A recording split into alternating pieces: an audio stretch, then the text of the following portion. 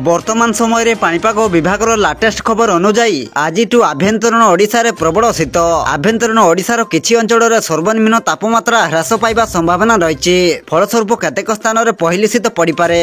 उपकूलवर्ती अंचल रे मध्य किछि किछि जगह रे रात्रि तापमात्रा कमिबो किंतु आभ्यंतरण और उपकूल रे राति तापमात्रा कमिले भी शीत प्रकोप अधिक रहिबा नै संभावना रही कारण सर्वनिम्न तापमात्रा फुलबाणी एवं कोरापुट को छाड़देले बाकी समस्त स्थान में 20 डिग्री ऊपर रही।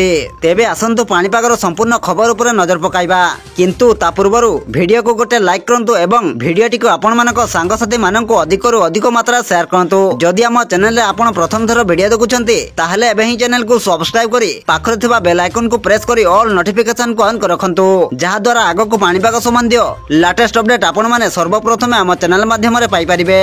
भुवनेश्वर पाणीपाग विज्ञान केन्द्र पूर्वानुमान अनुजाई आज आभ्यंतरण ओडिशा रे 2 रु 3 डिग्री पर्यंत राति तापमात्रा कमी पारे। सेहीपरि उपकूलवर्ती जिला गुड़िक मध्य किछि स्थान रे राति तापमात्रा 1 रु 2 डिग्री पर्यंत ह्रास पाई पारे। सोमवार अर्थात गतकाली कोरापुट रे राति तापमात्रा 16.2 डिग्री रेकर्ड होइतिबा बेले फुलबाणी रे 18 एवं दारिंगबाड़ रे 18.5 डिग्री रही।